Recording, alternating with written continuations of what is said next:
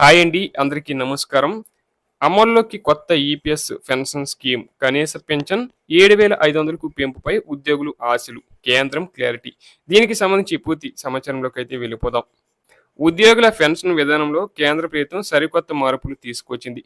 దశాబ్దాల కాలం నాటి పాత ఈపీఎస్ 1995, ఈపీఏఎస్ 1971 పథకాల స్థానంలో కొత్త ఎంప్లాయీస్ పెన్షన్ స్కీమ్ ఈపీఎస్ 2026ను అమల్లోకి తీసుకొచ్చింది. ఈ క్రమంలో ఉద్యోగుల కనీస పెన్షన్ పరిమితి రూ. 1000 పెరిగిందా? నెలవారీ పెన్షన్ లెక్కించే ఫార్ములాలో ఏదైనా మార్పు చేశారా అనే సందేహాలు వ్యక్తమవుతున్నాయి. కేంద్ర కార్మిక మంత్రిత్వ శాఖ విడుదల చేసిన తాజా నోటిఫికేషన్ ప్రకారం కొత్త పథకంలో మార్పులు రూల్స్ ఏంటి? మారని మారని రూల్స్ ఏంటి? ఈ కథనం ద్వారా తెలుసుకుందాం. 2014 సెప్టెంబర్ నుంచి ఈపీఎస్ పథకం ద్వారా అందించే పెన్షన్ రూ. 1000గానే కొనసాగిస్తున్నారు.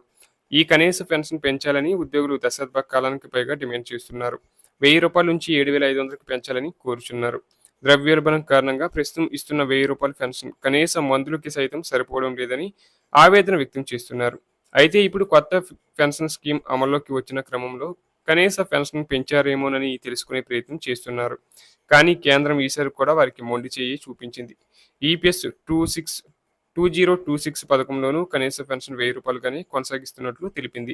ఎంప్లాయీస్ పెన్షన్ స్కీమ్ ఈపీఎస్ 2026లోనూ ఉద్యోగుల నెలవారీ కనీస పెన్షన్ను కేంద్ర ప్రభుత్వం పెంచలేదు. ఈ కొత్త స్కీమ్లో సైతం పాత పెన్షన్ కొనసాగిస్తున్నారు. ప్రస్తుతం కనీస పెన్షన్ రూ. 1000గా ఉంది. ఈ పెన్షన్ 2014 సెప్టెంబర్ 1 నుంచి స్థిరంగా కొనసాగుతుంది. అలాగే ఈపీఎస్ పెన్షన్ లెక్కింపు ఫార్ములాలోనూ ఎలాంటి మార్పులు చేయలేదు. పాత సూత్రం ప్రకారమే ఈ కొత్త స్కీమ్లోనూ పెన్షన్ లెక్కించనున్నారు. ఇక ఈపీఎస్ పెన్షన్ పెన్షన్ వర్తించే salary into service column by 70.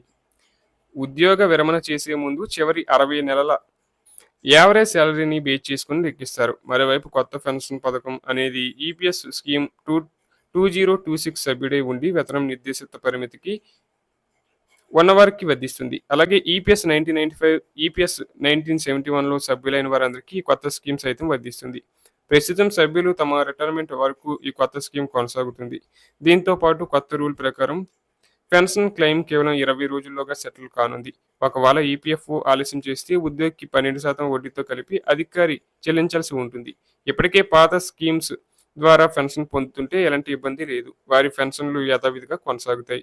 10 ఏళ్ల కంటే తక్కువ సర్వీస్ ఉన్నవారు ఎప్పటిలాగే విత్డ్రా చేసుకోవచ్చు.